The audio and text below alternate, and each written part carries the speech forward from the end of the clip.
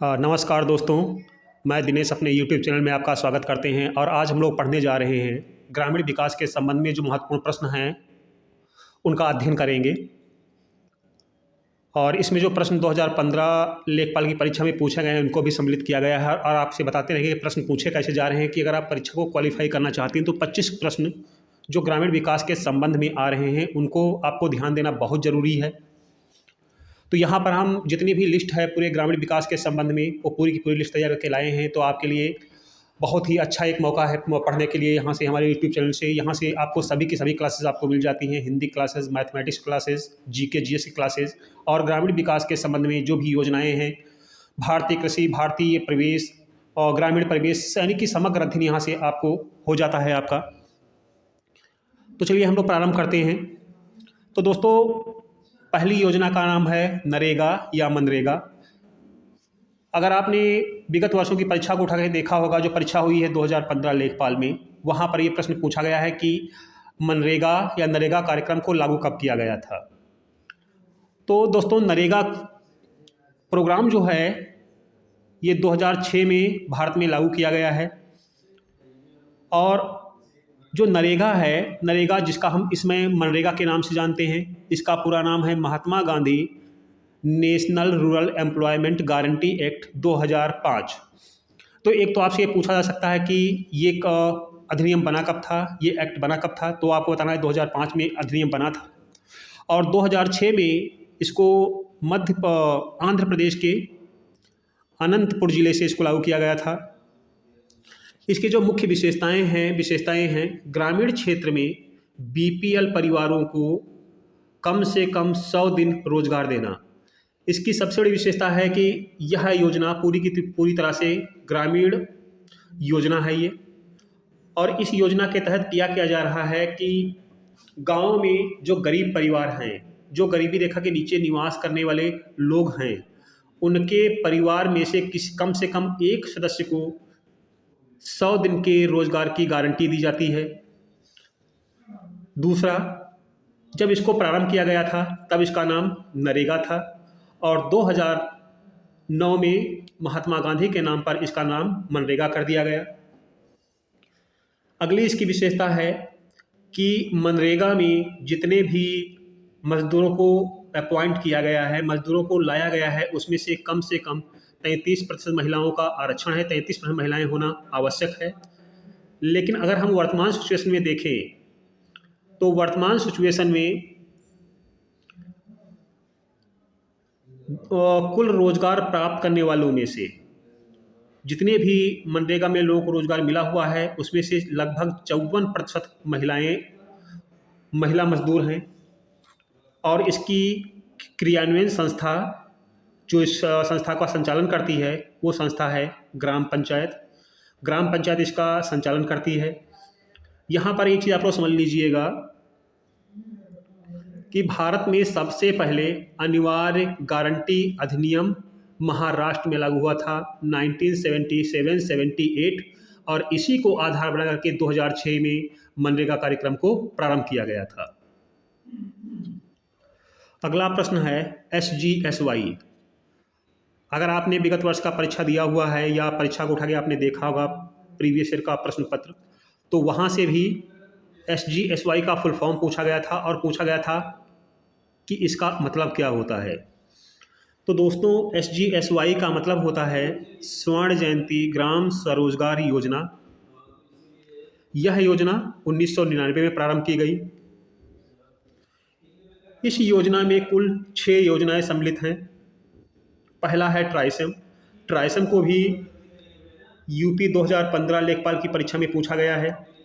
TRYSEM का अर्थ होता है स्वरोजगार ग्रामीण युवा प्रशिक्षण कार्यक्रम। तो आपसे प्रश्न पूछ लिया जाएगा कि ट्राइसम योजना प्रारंभ किस लिए की गई है। तो ग्रामीण क्षेत्रों में जो युवा हैं उनको रोजगार या स्वरोजगार प्रदान करने के लिए ये एक प्रशिक्षण कार्यक्रम है ये। दूसरी इसमें योजना है DWCRA। इसका फुल फॉर्म है ग्रामीण महिला एवं बाल विकास कार्यक्रम। ये भी प्रश्न आपसे पूछा गया है। अगली योजना इसमें है IRDP integrated rural development programme समन्वित ग्राम विकास कार्यक्रम। इस योजना का अगला भाग है सिट्रा, SITRA। सिट्रा योजना जो गांव में दस्तकार हैं, दस्तकार का मतलब हुआ लोहार हैं, बढ़ई हैं, इनको उन्नतशील औजार के किट प्रदान किए जाते हैं इस योजना के तहत। फिर है GKY, इसका फुल फॉर्म है गंगा कल्याण योजना। इसको 1997 में प्रारंभ किया गया था और 1999 में इसको SGSY के अंडर में इन्वॉल्व कर लिया गया। तो इसमें प्रश्न एक तो आता है कि GKY कब प्रारंभ किया गया था या इसका फुल फॉर्म क्या होता है। तो इसका फुल फॉर्म गंगा कल्याण योजना है। और सबसे महत्वपूर्ण ये है कि गंगा कल्याण योजना का संबंध गंगा की सफाई से न के खेतों में सिंचाई सुविधा का विकास करना था। और इसका जो छठा प्रोग्राम था वो था MWS, हिंदी में इसको बोलते हैं 10 लाख कुआं योजना। इसके अंतर्गत पेयजल सुविधा को उपलब्ध करवाने के लिए गांव में कुओं को खोद करके उनका विकास करना था। अगला प्रश्न है भारत निर्माण योजना। यह योजना बहुत ही महत्वपूर्ण योजना है गांव के विकास के संबंध में। जैसा कि आप देख रहे हैं, इसको प्रारंभ किया गया 2005 और 6 में। इसका उद्देश्य गांव का ढांचागत विकास करना था और इस ढांचागत विकास में कुल 6 घटकों को सम्मिलित किया गया है। ये 6 घटक कौन से हैं? सड़क, सिंचाई, पेयजल, आवास, विद्युतीकरण और दूरसंचार। तो आपसे प्रश्न पूछ लिया जाएगा कि भारत निर्माण योजना के तहत कौन सा घटक सम्मिलित नहीं है। तो आपको ध्यान देना दीजिएगा, ग्रामीण स्वच्छता को भारत निर्माण योजना में सम्मिलित न करके वह एक पृथक योजना चलती है। तो इसमें कुल 6 ही योजनाएं सम्मिलित हैं जो कि आपको बताया है हमने। अगली योजना है SJSRY। इसका फुल फॉर्म है स्वर्ण जयंती शहरी रोजगार योजना। जैसे कि SGSY का संबंध ग्रामीण बेरोजगारी से था, ग्रामीण रोजगार से था, उसी प्रकार से SJSRY योजना का संबंध शहरी रोजगार से है। यह योजना मुख्य रूप से आप देख पा रहे हैं 1997 में इसको प्रारंभ किया गया और इसका उद्देश्य शहरी गरीबों को स्वरोजगार हेतु प्रेरित करना। इस योजना में 3 घटकों को सम्मिलित किया गया है। पहला घटक है नेहरू रोजगार योजना, दूसरा घटक है शहरी गरीब बुनियादी सेवा योजना और तीसरा घटक इसमें रखा गया है प्राइम मिनिस्टर या प्रधानमंत्री समन्वित शहरी गरीबी उन्मूलन कार्यक्रम। ये तीनों के तीनों कार्यक्रम जो आप देख रहे हैं, नेहरू रोजगार योजना, गरीब शहरी बुनियादी सेवा योजना और प्रधानमंत्री समन्वित शहरी गरीबी उन्मूलन कार्यक्रम, ये तीनों की तीनों योजनाएं SJSRY का ही अंग हैं। तो इसको आपको ध्यान दीजिएगा आप। अगली योजना है NRLM, national rural livelihood mission. Hindi में इसको बोलेंगे राष्ट्रीय ग्रामीण आजीविका मिशन। तो दोस्तों, इस योजना को 2011 में प्रारंभ किया गया। इस योजना के जो प्रमुख बिंदु हैं वो बिंदु हैं BPL परिवारों को। BPL परिवार का मतलब होता है जो गरीबी रेखा के नीचे निवास कर रहे होते हैं, उनको हम लोग BPL परिवार बोलते हैं। तो इसका पहला लक्ष्य रखा गया जो BPL परिवार को 2024-25 तक गरीबी रेखा से बाहर निकालना। दूसरा इसका उद्देश्य था BPL परिवारों की महिलाओं को स्वयं सहायता समूह से जोड़ना। अगला इसका जो प्रमुख बिंदु है वो है 2016 में इसका नाम बदल करके दीनदयाल अंत्योदय योजना राष्ट्रीय ग्रामीण आजीविका मिशन कर दिया गया। तो वर्तमान में जो दीनदयाल अंत्योदय योजना चल रही है, ये अंत्योदय योजना NRLM का ही विस्तृत रूप है। तो कई बार आपसे दे दिया जाएगा डे NRLM का फुल फॉर्म क्या है।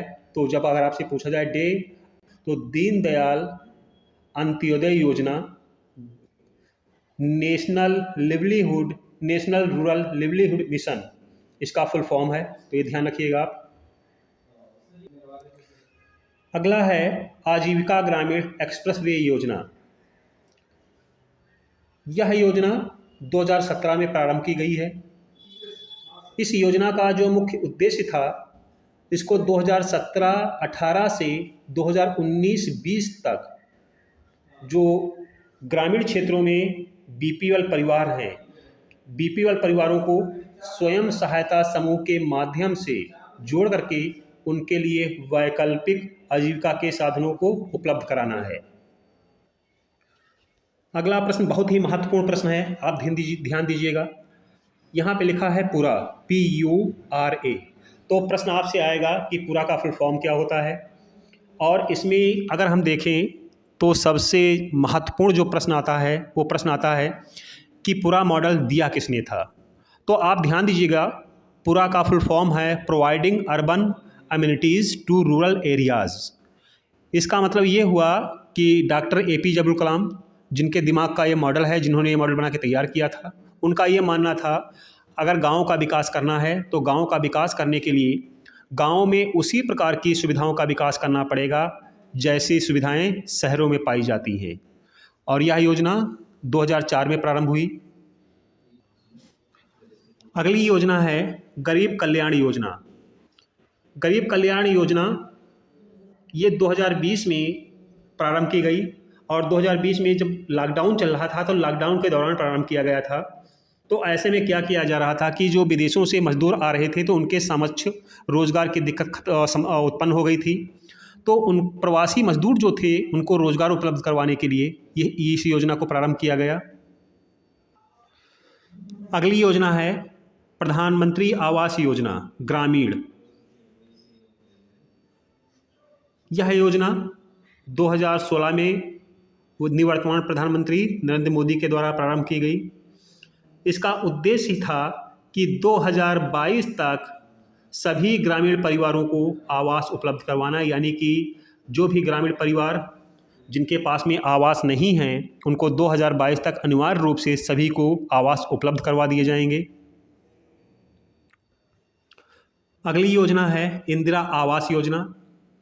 इंदिरा आवास योजना इसको 1985-86 में प्रारंभ किया गया, और 2016 में इसे प्रधानमंत्री आवास योजना ग्रामीण में विलय कर दिया गया, और इंदिरा आवास योजना वर्तमान में प्रधानमंत्री आवास योजना ग्रामीण का ही एक अंग बन गया है ये। अगली योजना जो बहुत ही महत्वपूर्ण योजना है, इसको आपको ध्यान रखिएगा, यहाँ से एक प्रश्न उठाएगा जरूर इस बार परीक्षा में।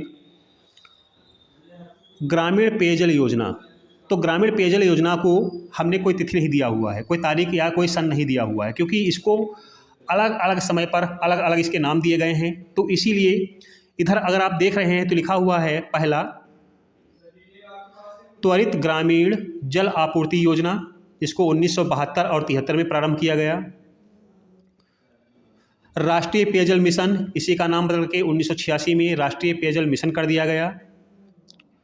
1991 में राष्ट्रीय पेयजल मिशन का नाम राजीव गांधी पेयजल मिशन कर दिया गया।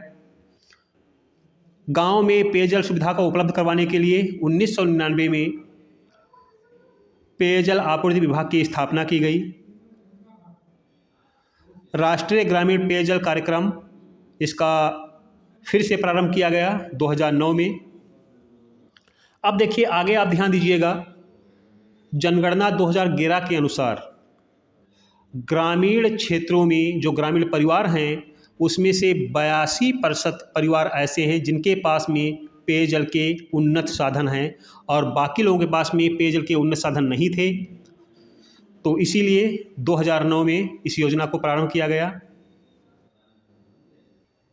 अगला प्रश्न है 12वीं पंचवर्षीय योजना का मुख्य ध्यान क्या था?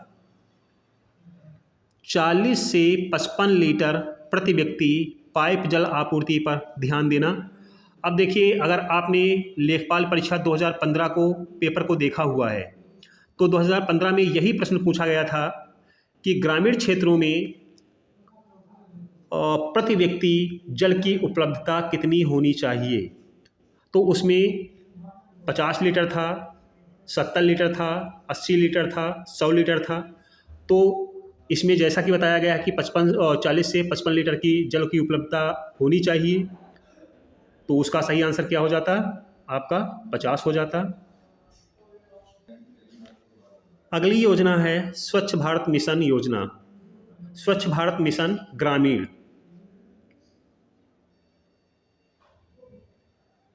तो देखिए दोस्तों, ग्रामीण स्वच्छता ये राज्य सरकार का विषय है, ये केंद्र सरकार का विषय नहीं है। लेकिन फिर भी केंद्र सरकार ने गाँव को स्वच्छ बनाने के लिए, साफ सुथरा बनाने के लिए समय समय पर अलग अलग कार्यक्रमों को लागू किया है। इसमें पहला केंद्रीय ग्रामीण स्वच्छता कार्यक्रम, ये 1986 में प्रारंभ हुआ। पूर्ण स्वच्छता अभियान 1999 में प्रारंभ हुआ। तत्पश्चात निर्मल भारत अभियान, ये जो निर्मल भारत अभियान, इसका जब भी प्रश्न आपसे पूछा जाएगा तो प्रश्न यही पूछा जाएगा कि निर्मल भारत अभियान का उद्देश्य क्या है। इस अभियान का उद्देश्य सफाई से ना होकर के 2022 तक सभी ग्रामीण परिवारों को 100% स्वच्छता प्रदान करना और उनको पेयजल उपलब्ध करवाना है।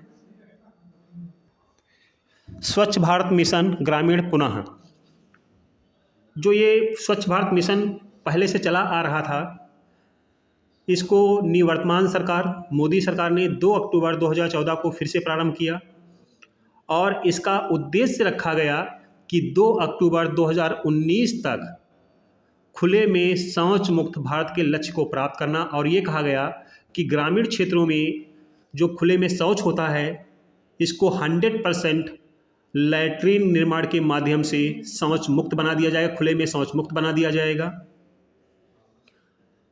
अगला है प्रधानमंत्री ग्राम सड़क योजना। प्रधानमंत्री ग्राम सड़क योजना, इसको सन 2000 में प्रारंभ किया गया। इसके जो प्रमुख उद्देश्य रखे गए, प्रमुख उद्देश्य थे, इसका उद्देश्य निर्धारित आकार, ये कहा गया अगर कोई गांव मैदानी भाग में है, यानी कि ऐसा भाग जो मैदानी भाग में है, अगर उस गांव की जनसंख्या 500 या इससे अधिक है, अगर आपके पूर्वोत्तर राज्य हैं, पर्वतीय राज्य हैं, जनजातीय क्षेत्र हैं, रेगिस्तानी क्षेत्र हैं, इन क्षेत्रों में एक ऐसे सड़क का निर्माण करना है जो आपके हर मौसम में वो सड़कें अनुकूल रहें, यानी कि बारिश में ख़राब ना हो। तो इसका मुख्य उद्देश्य ग्रामीण क्षेत्रों में सड़कों का निर्माण करना है। तो इसमें जो प्रश्न आएगा कि मैदानी क्षेत्रों में गांव की जनसंख्या कम से कम कितनी होनी चाहिए, और इसमें 2 ही क्राइटेरिया हैं, 500 और 250। 500 मैदानी भाग होता है और 250 में अन्य जो भी क्षेत्र हैं, आपके पूर्वोत्तर राज्य हमारे हैं, जो 7 सिस्टर्स हैं, पर्वतीय क्षेत्र हैं, जनजातीय क्षेत्र हैं, रेगिस्तानी क्षेत्र हैं, यहाँ की जनसंख्या कम से कम, उस गांव की जनसंख्या 250 हो। अगली योजना है हरियाली योजना। हरियाली योजना को 2003 में लागू किया गया और हरियाली योजना का जो मुख्य उद्देश्य था वो वर्षा जल का संचय करना और तालाबों को सफाई करना, जिससे कि तालाबों को साफ करके पानी को एकत्रित किया जा सके। अगली योजना है सौभाग्य योजना। इसको 2017 में प्रारंभ किया गया और इसका मुख्य उद्देश्य था जो निर्धन परिवार हैं, जो बीपीएल परिवार हैं, उनको 500 रुपये में विद्युत कनेक्शन उपलब्ध करवाना। मिल योजना, तो मिड डे मील योजना, यहाँ से भी लेखपाल परीक्षा में प्रश्न पूछा गया है। इस योजना को 1995 में लागू किया गया। 1997 और 98 में इसको देश के सभी ब्लॉकों में अनिवार्य रूप से लागू कर दिया गया। यानी कि 1995 में जब इसको लागू किया गया तो पूरे देश में लागू नहीं हुआ था, लेकिन 1997-98 में इसको पूरे देश के सभी ब्लॉकों में लागू कर दिया गया। इसके अंतर्गत कक्षा 1 से कक्षा 8 तक के विद्यार्थियों को पका निःशुल्क भोजन प्रदान किया जाता है। इसकी जो मुख्य मुख्य क्राइटेरिया हैं उन पर आप ध्यान दीजिए। मिड डे मील योजना में प्राथमिक स्तर पर, यानी कक्षा 1 से 5 क्लास के जो बच्चे होते हैं उनको प्रतिदिन 450 कैलोरी ऊर्जा दी जाती है। और 450 कैलोरी ऊर्जा जब दी जाएगी तो उसमें कम से कम 100 ग्राम खाद्यान्न होना चाहिए और उस खाद्यान्न में कम से कम 12 ग्राम प्रोटीन होनी चाहिए। अगर कोई बच्चा प्राथमिक स्तर से ऊपर है, यानी कि 6 to 8 क्लास का बच्चा है, अगर उसको जो भोजन दिया जा रहा है उसमें कम से कम 700 कैलोरी ऊर्जा होनी चाहिए और उसको 150 ग्राम खाद्यान्न दिया जाना चाहिए और उस खाद्यान्न में 20 ग्राम प्रोटीन होना चाहिए। अगला है इसमें जो सबसे महत्वपूर्ण है, इस स्कीम को यानी कि मिड डे मील स्कीम को मॉनिटर करने हेतु केंद्र सरकार ने MDM-MIS को प्रारंभ किया है। अब ये करता क्या है? MDM-MIS जो एक संस्था है, ये संस्था करती क्या है? इस स्कीम को मॉनिटर करती है। किस आधार पर? दैनिक आधार पर। और दैनिक आधार पर जब किसी स्कूल में खाना बन जाता है तो उस खाने की सूचना MDM-MIS को विद्यालय को 1 घंटे के अंदर देना होता है। तो प्रश्न आपका आया था कि मिड डे मील योजना का निरीक्षण किस आधार पर किया जाता है? वार्षिक आधार पर, दैनिक आधार पर, साप्ताहिक आधार पर। तो इस योजना का जो निरीक्षण होता है, इस योजना पर जो मॉनिटरिंग होती है वो प्रतिदिन के आधार पर होती है और 1 घंटे के अंदर सूचना प्राप्त करना होता है इस संस्था को। अगला है, बहुत ही महत्वपूर्ण योजना है, आयुष्मान भारत योजना। आयुष्मान भारत योजना का जो आधिकारिक नाम है वो है PMJAY, prime minister Jan Arogya Yojana. इस योजना को फरवरी 2018 में लागू किया गया। यह विश्व की सबसे बड़ी स्वास्थ्य आश्वासन योजना है। ये PMJ को पहले राष्ट्रीय स्वास्थ्य सुरक्षा योजना के नाम से जाना जाता था, यानी कि NHPS राष्ट्रीय स्वास्थ्य सुरक्षा योजना को ही वर्तमान में विस्तारित करके PMJ नाम दे दिया गया है। इसका उद्देश्य प्रति परिवार प्रति वर्ष 5 लाख रुपए तक का मुफ्त इलाज प्रदान करना है। ये एक प्रकार का बीमा होता है, स्वास्थ्य बीमा होता है ये। आयुष्मान भारत योजना के तहत, इस योजना के तहत अस्पताल में भर्ती होने के 3 दिन पहले और 15 दिन बाद तक का नैदानिक उपचार, स्वास्थ्य इलाज और दवाइयाँ मुफ्त उपलब्ध रहती हैं। इस योजना के तहत परिवार के आकार, आयु और लिंग की कोई सीमा नहीं है। इसमें किसी भी सीमा के लोग सम्मिलित हो सकते हैं। और इस योजना में जो कोविड क्राइसिस चल रहा है, कोविड क्राइसिस को भी सम्मिलित कर लिया गया है। अगली योजना है सांसद आदर्श ग्राम योजना। इस योजना को 11 अक्टूबर 2014 को निवर्तमान सरकार के द्वारा लागू किया गया। इस योजना का मुख्य उद्देश्य था कि 2019 तक जितने भी सांसद हैं, ये सांसद कम से कम 3 गांवों को गोद लेंगे और गोद लेने के बाद में उस गांव के ढांचागत विकास की पूरी जिम्मेदारी उस सांसद की होगी। और इसका जो पर्यवेक्षण है, इसकी जो निगरानी है, वो ग्रामीण विकास मंत्रालय के द्वारा किया जाता है। अगला है कपार्ट, CAPART। इसका फुल फॉर्म है council for the advancement of peoples action and rural technology. अब यहाँ पर आपको इसका उत्तर मिलेगा रूरल टेक्नोलॉजी। इसको 1986 में प्रारंभ किया गया और इसका मुख्य उद्देश्य ये था कि ग्रामीण क्षेत्रों में टेक्नोलॉजी को बढ़ावा देना। अगली योजना है किसान क्रेडिट कार्ड योजना, जिसको KCC योजना भी कहते हैं। यह योजना 1998 में प्रारंभ की गई और इस योजना का उद्देश्य किसानों को कृषि हेतु कृषि कार्य के लिए रियायती दर पर ऋण प्रदान करना इसका मुख्य उद्देश्य है। अगली योजना है प्रधानमंत्री किसान सम्मान निधि योजना। इस योजना को 2018 में लागू किया गया।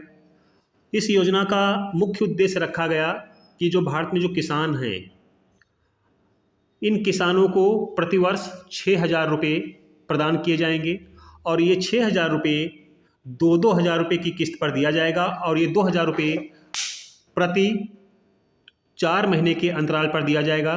4 इंटू, अगला है श्रमेव जयते कार्यक्रम। ये श्रमेव जयते कार्यक्रम जो है ये 2014 में प्रारंभ हुआ। इसका मुख्य उद्देश्य श्रम कानूनों में सुधार लाना है। अगली योजना है पीएम उज्ज्वला योजना। इसको 2016 में प्रारंभ किया गया और इसको 2016 में जब प्रारंभ किया गया था तो इसको उत्तर प्रदेश के बलिया से 1 मई को इसलिए प्रारंभ किया गया था क्योंकि इसी दिन मजदूर दिवस को मनाया जाता है। मजदूर दिवस इसी दिन होता है। तो 1 मई 2016 को इसको बलिया से प्रारंभ किया गया। इसका मुख्य उद्देश्य गरीब परिवारों को निःशुल्क गैस कनेक्शन देना और इसकी जो लाभार्थी होती है, इसकी लाभार्थी बीपीएल परिवार की कोई महिला होती है, इसमें पुरुष लाभार्थी नहीं हो सकता है। अगली योजना है पीएम सुरक्षा बीमा योजना। पीएम सुरक्षा बीमा योजना इसको 2015 में लागू किया गया। इसके जो मुख्य बिंदु हैं, इसमें लाभार्थी की आयु 18 वर्ष से 70 वर्ष के बीच में होनी चाहिए, 18 वर्ष से कम ना हो और 70 वर्ष से अधिक ना हो। और जो भी लाभार्थी है उसके पास में किसी बैंक में उसका खाता होना चाहिए। जो खाता धारक होता है उसको साल में 12 रुपये प्रीमियम जमा करना पड़ता है और अगर मृत्यु व्यक्ति की हो जाती है तो मृत्यु होने पर, अगर दुर्घटना में मृत्यु होती है तो दुर्घटना मृत्यु होने पर उसके परिवार को 2 लाख रुपए की आर्थिक सहायता उपलब्ध करवाई जाती है। अगर वो व्यक्ति अपंग हो जाता है तो उसको 1 लाख रुपए दुर्घटना बीमा प्रदान किया जाता है। और इसके जो प्रायोजक कंपनियां हैं, इसकी प्रायोजक कंपनियां सभी सरकारी बीमा कंपनियां, जो 4 सरकारी बीमा कंपनियां हैं वो चारों के चारों इसकी प्रायोजक हैं। और अगली योजना है पीएम जीवन ज्योति बीमा योजना। पीएम जीवन ज्योति बीमा योजना इसको भी 2015 में प्रारंभ किया गया। इसके जो प्रमुख बिंदु हैं, लाभार्थी की आयु 18 वर्ष से 50 वर्ष के मध्य होना चाहिए और वो खाता धारक होना चाहिए किसी भी बैंक में। इसको साल में 330 रुपये प्रीमियम जमा करना पड़ता है और अगर जो भी रजिस्टर्ड व्यक्ति है, अगर उसकी मृत्यु किसी दुर्घटना में या प्राकृतिक मृत्यु हो जाती है तो उसके परिवार का जो व्यक्ति नॉमिनी होता है, उस नॉमिनी जो भी होगा उसको 2 लाख रुपये आर्थिक सहायता प्रदान की जाती है सरकार के द्वारा और बीमा कंपनियों के द्वारा। तो इस प्रकार से हमने देखा कि जो भी ग्रामीण विकास के संबंध में जितनी भी योजनाएं हैं उन पे हम लोगों ने चर्चा कर लिया। अब इसके बाद में जो भारतीय कृषि, भारतीय ग्रामीण समाज, इसका हम लोग अध्ययन करेंगे और इसके बारे में आप लोग और इसमें क्या इम्प्रूवमेंट चाहते हैं, क्या सुधार हो सकता है, हमें ज़रूर आप लोग कमेंट करें और आपके द्वारा जो भी कमेंट होगा वो हमको उत्साह हमारा बढ़ाएगा। तो अगले वीडियो के लिए आप आज ही सब्सक्राइब करें और अगले वीडियो में जो होगा वो भारतीय कृषि और भारतीय समाज के बारे में हम लोग अध्ययन करेंगे। नमस्कार।